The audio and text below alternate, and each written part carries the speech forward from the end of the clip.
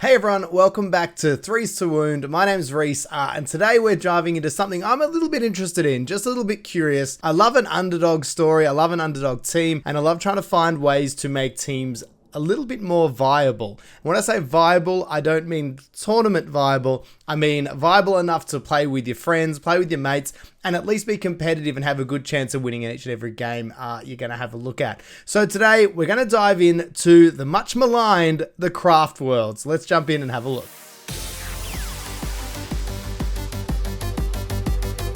I was really sad when reading through the compendium, nailed it, when I first got it, having a look at the Craftworld teams. Well, mainly because the Craftworld and all the fluff and the lore are always up to tac ops and behind enemy lines missions with a Farseer, and they're sneaking in, trying to trick the silly Mon Key into doing what they need them to do, or to handle the schemes of, there's a word that they always use in the books, I don't quite get it, skeins of fate, and making sure that the galaxy is turning in the right direction, moving in the right way, and that they're always thwarting chaos at their own game. But with the teams we've got and the options we've got, again, this is so far. So at time of recording, just a compendium, nothing else special out for the Eldar just yet. We don't have much of that utility or versatility in their kill teams. This is not uncommon across a lot of the teams in the compendium. I can't stand to fly. But it does seem to have hit them the hardest. They've got some great units in theory, but some of the numbers of units you can take, the balance and the damage and things that they can do doesn't quite feel strong enough, and definitely doesn't compete with some of those top tier teams like your Talons, and especially like the bespoke teams. Now more and more of those coming out, they're only actually getting left further and further behind. So if we have a quick look at, I guess, the basis of the kinds of units we're looking at. The Guardian is our basic Eldar or Craftworld unit. Let's have a little bit of look at their stats and do a little bit of a comparison with things like maybe a Primaris Marine and also just, I guess, your basic Guardsmen. The big difference between the Guardsman and a Guardian here, you can see, is really the group activation is the first thing that pops off the page. Your basic Guardsmen get group activation 2, which makes up for their weaker abilities by actually allowing them to double up and double down on maybe working together or snagging multiple objectives in one activation.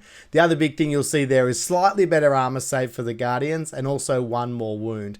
Do those things make a huge difference? They definitely work with the lore side of things, that, you know, the Guardians are a little bit more advanced than humanity, you know, graceful in combat maybe, but nothing really screams too much that there's a huge difference between the two, except the Guardsmen get 2 goes. Weapons wise, you're probably seeing there as well that the weapons lean a little bit more in favor of the Guardians. They are hitting a little bit better, including in close combat, a little bit more damage as well, and obviously having a special rule on the Shuriken catapults as well is helpful. When you're hitting on 3+ and then you can activate the rending rule on your criticals, that's not too bad. It means hopefully when you are getting those criticals, you are making it more effective and your damage a little bit more consistent. It's nice, especially for a basic trooper. Now taking a look with the difference with the Intercessor, the big things that pops up straight away is obviously the APL is 1 more.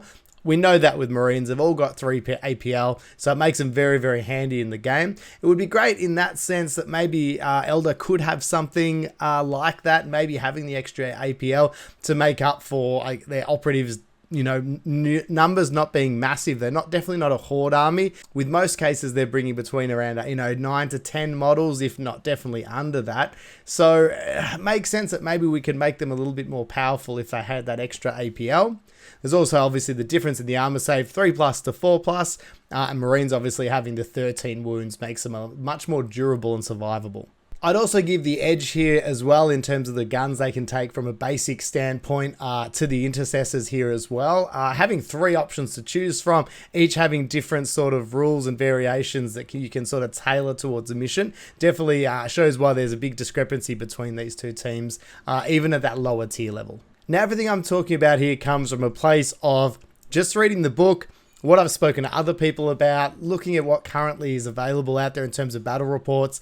So this is my theories about how I can make this team perform to the best of its abilities, and the team that I'm actually going to buy, create, and test it out, put it into practice to show you guys to see if I'm right or if I'm a big moron. Could go either way. There's a number of fire team options. So again, these are just my assessments on reading it, how I think they'll play out, and kind of what I've heard or seen. And this is going to be the basis of what I'm making. As we all do with our teams, we make them. We go, oh, that sounds good, or I kind of like that. That's the feeling I'm going for this team, going with what I feel is going to be the best option for the craft world. First up, we've got the Guardians. Now, the Guardians are definitely your workhorse or the staples, and that's kind of why we had to look at them as the base of where our craft world's at in terms of their operatives and what they can do. These guys, as far as I can tell, are okay. I mean, they definitely are not quite as low as the lowly Guardsmen. They're not quite the, the highs and toughness of Marines. Definitely not the elites of your custodes, but they definitely seem serviceable in what they do. Having the heavy weapon platform, I think, is the interesting component you add to them. Having to have one of your operatives spend an AP to control that adds a little bit of an interesting element to it. It does have limitations though, being heavy, so not being able to move and shoot. As far as I can see, it doesn't seem to be a way around that in terms of equipment as well. It does have the Bright Lance, and as far as I'm concerned, it does look like if it hits anything with that, it will annihilate it. So there is obviously a little bit of a trade-off there as well. There's versatility in some of the other options, but if I was going to take these guys, it would probably be with a Bright Lance attached to them. Unfortunately for them, they're not going to make it today though. Next up is the Storm Guardians. Now, I actually really like the look of these units. I think these models are really, really cool. Sharing the same stats as a Guardian, but designed more for close combat, fisticuffs work. To me, in lore, sounds great in theory. They're graceful, they're quick, they're better than most people at close combat.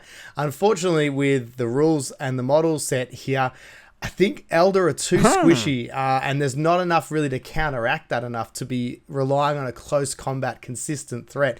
You just don't have the durability to hang up close and personal in this brutal new close combat edition of Kill Team. They do have the gunner option. It's got a fusion gun. It's great. It's going to make a mess of things, but there's one of them. And I just don't think taking the fusion gun, there's not enough to offset what you're going to lose having those other operatives not be performing enough on the team. The fusion gun isn't going to counteract it, especially held by a model who's really not that durable themselves. One wrong placement, one bad, luck with some saving rolls, and well, it's a squishy version of the gun platform. The leader operative here too, nothing really special about the leader operative. So I'd say I can't see any reason why these guys would make the cut. So that's it. You cut, you're out. Moving on. Now we've brutally squashed the Guardians and we've kicked their squishy butts out of our team. Now we're down to the two fire teams that I'm looking at including. I'm sure these are no-brainers. There's probably some people out there going, we know what you're going to say here, or we did from the start. That's fine. Just talking you through my logic and why I think these are the ones we're going to go for. So we've got the Dire Avengers. Now these guys, you only get the 4 operatives in the kill team. So please know you are losing an operative. And this is one of those things we're already in quite a low model count to squishy ratio. I think that's an official way of how you measure how good a team is. These guys are still definitely on that squishier side of things. But they've got some benefits the Guardians don't have, I think, that make them worth losing that extra operative. We add balance to their guns. So basically, we're again increasing their chance and ability to be better at hitting. Also increases the chance to activate rending. In terms of everything else, it's pretty much the same. But Overwatch is where we're going to get a bonus as well. So Dire Avengers don't worsen their ballistic skill in the Overwatch phase. So if you can plan, use good positioning, and use the Eldar's natural speed, it can be a really, really good way to control the battlefield using good shooting followed up by good positional Overwatch. Another thing that lets the Dire Avengers down a little bit is there's no real special weapon. So I guess the best part of their kill team, from what I can see, is that they do get a leader operative that gets some pretty cool options to equip. There's obviously close combat, there's shimmer shields, there's lots of different ways to kit them out to make them super punchy in close combat. But the way I'm thinking it and looking at playing this team is I'm actually wanting to avoid close combat nearly at all costs, because my guys are just too squishy. So we need to be maximizing the shooting, maximizing the space they can create using their speed while maintaining maximum damage output and retaining hit points. So to do this, I'm going to equip him with the double shuriken catapults. I just think this is a great way, obviously unlocks a special ability that he can use as well, but mainly just to double down on that shooting technique. But you might say, what about, fisticuffs? What if he does get in trouble? What if he does get charged? Without a close combat weapon, you can't actually fight in close combat. Well, I've thought of that. For 1 equipment point, you can add weaponized Monopoly.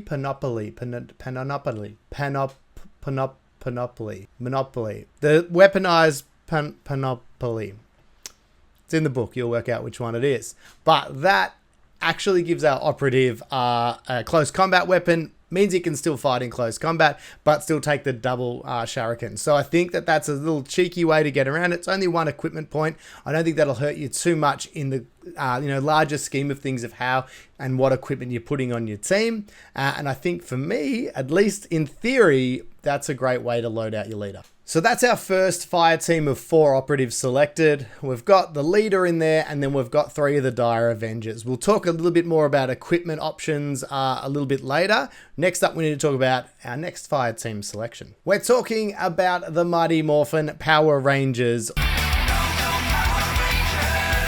or just the Rangers. This is another 4 operative fire team, and they're good at what the name suggests. They range. I'm not sure what that means. These are your sneaky guys with scout sniper rifles. The main difference you'll see in their stat line is that their save is not quite as good. It's only a 5+, but to offset this, they do have camo cloaks. They can stay concealed and use their sniper rifle because they have the silent special rule. And they also carry a pistol as well. So they've got really 3 weapons to choose from. So I guess if the enemy does get a little bit too close for comfort, and you think you're going to be doing more reliable damage, which I think you will with the pistol, it's great to have that option and that duality of threat on all 3 levels. Having 4 operatives hunkering down the whole game is 100% not the greatest trade-off, but having those pistols as well does mean if you do use them to push up the board, capture objectives late in the game, it gives them a little bit more versatility that they have over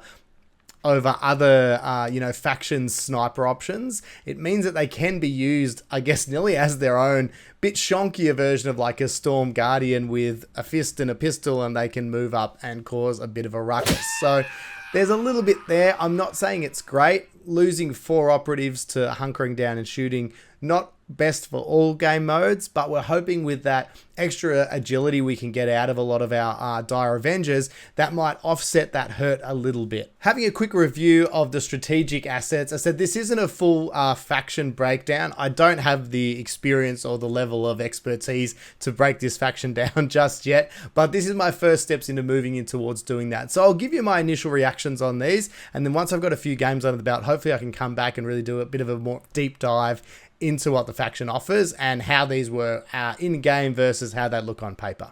Fleet is a really, really good characteristic, ploy that really leans into the lore of Eldar. They're fast, and when they do a fallback or a move action here, they're getting a free dash on top of it, which really, really works into what they're meant to be. Graceful, fast. It's going to give them a lot more speed, a lot more action to move around the board. And especially in those early turns, this is a great one to get you up the board and on objectives early. I think this is a pretty good one. I think especially in those first few turns, I'll be testing it out. Forewarned is another, at least Eldar sounding one. Basically, this is going to let you re-roll one of your defense dice against shooting attacks made. But just note, it is against readied operatives. So I believe that means if you've used that or activated that operative in this turning point already, they won't get that benefit. So just keep that in mind. But a great one to keeping those squishy guys alive for a little bit longer, especially against shooting heavy teams. Supreme Disdain is a close combat one. So with the way I'm looking at running the army, I don't think it'll come up too much, but basically it means if they muck up more of their attack rolls than you do, you get to retain one of your normal saves as a critical. So I guess it's like they're embarrassing and you give them the coup de grace and finish them off in a very, beautiful flourish. Yeah, I'm hoping it never comes up with my team. The last of the strategic ploys is Hidden Paths. This is a ranger exclusive one and allows them, if they're concealed within triangle of light or heavy terrain, to make a free dash movement as long as they finish within triangle of more terrain. Situational. There may be some situations, I guess 4 operatives in a really, being activated in a really heavy, dense terrain type map. It might come up. It might not. I don't think I'll be leaning on this one heavily, but I'd love to hear your thoughts if I'm looking at it from a negative perspective, that's for sure. Now we're on to the tactical ploys. The first one here is Matchless Agility. It's basically trading shooting or attacking for extra movement, adding additional movement onto your dash. This is probably a great one to keep up your sleeve. One command point, to get you to an objective that you couldn't get to earlier. Get an operative who's about to be shot off the board into cover. Those kind of things. It could even be used to fix a terrible, placement mistake from the last turn. If you can get to that operative, activate them and get them into safety. Situational, but handy. First of the aspects is the last one. More thunder and lightning. Ooh. This one obviously just applies to your dire Avengers, and it lets you pick one and add an extra APL for that turn. This I actually think is really, really handy when you've got a team that is predominantly, and by predominantly I mean entirely 2 APL, and you've also haven't got a huge model account. We've only got 8 models in this army. Having an extra APL to perform a mission action, to perform a shoot after a dash and a move, this could come in handy. I'll definitely be keeping this one at the top of the list of things to be using. I won't go through all the equipment here. There's obviously a few different options. Some of them are specific to Guardians, so they're not very valid. There's other like grenade options, which I'm sure by now we've all got a pretty... I'm sure by now I've got a pretty good handle on where they're at. The main ones I'll be looking at here are the 3 I'm most likely to equip. Obviously, we already talked about the extra sneaky close combat weapon for our leader. The Ranger Scope is a great one to add to one of your Ranger operatives. Makes sense because it lets them get lethal +5. So obviously unlocking that mortal wound bonus a lot easier. It could be a case if you pick 1 or 2 main guys who might be your key snipers, whereas the other Rangers might not get it because you're going to be using them for a bit more of movement and versatility. So you're not too worried about them having that extra thing, whereas 2 might be your real stay-at-home heavy hitters, and getting a bit more consistent mortal wound output could be pretty helpful. The Pathfinder Cloak is another really interesting one that we could use for our Rangers, basically meaning that it stops any ways of taking away the conceal order using things like vantage points. So again, if you are going to look at 1 or 2 guys to leave back as your permanent sniper heavy hitters and really, really want to keep them safe, especially on a map that maybe does have a lot of vantage points, this is definitely worth considering. It could be putting a lot of equipment points into 1 or 2 operatives, whereas you might want to look at possibly grenades on some dire Avengers who are going to be pushing up the board. But again, with this controlling space, or at least the method I'm looking at playing with these guys, I think it's actually worth beefing up a couple of the operatives, especially with the lower model count, to make them more effective and more survivable, which is, for Eldar, really, really important.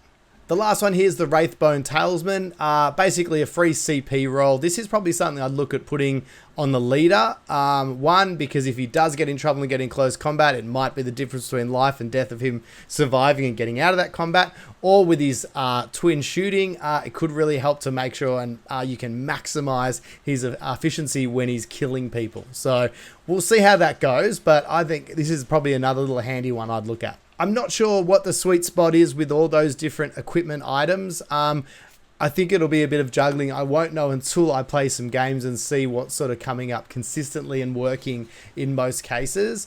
But yeah, I think they're the right options to be looking at for now. So there you have it. That's my really quick breakdown of what I'm looking at in my mission to give the underdogs some luck, give them, a bit of love in the battlefield.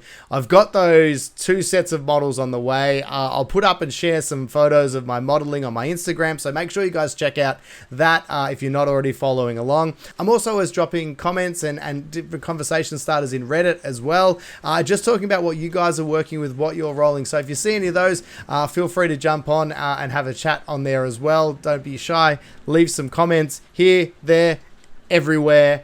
Always love to chat all things Kill Team. So the more you guys engage, I'm always really happy with that.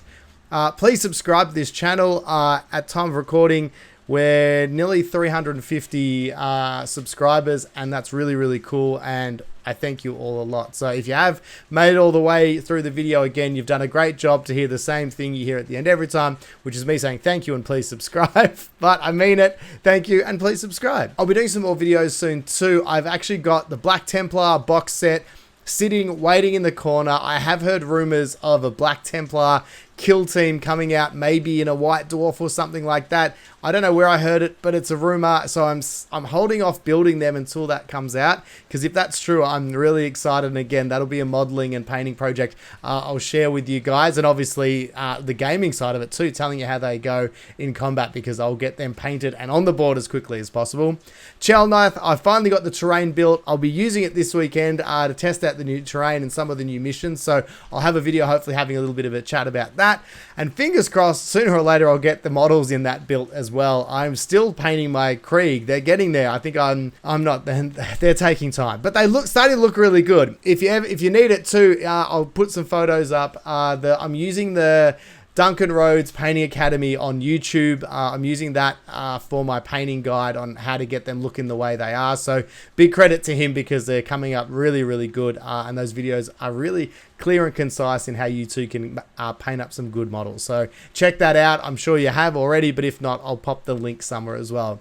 Thank you so much for tuning in, guys. Hopefully I have more Kill Team content for you ASAP. I'm churning it out as quick as I can. We'll see you next time.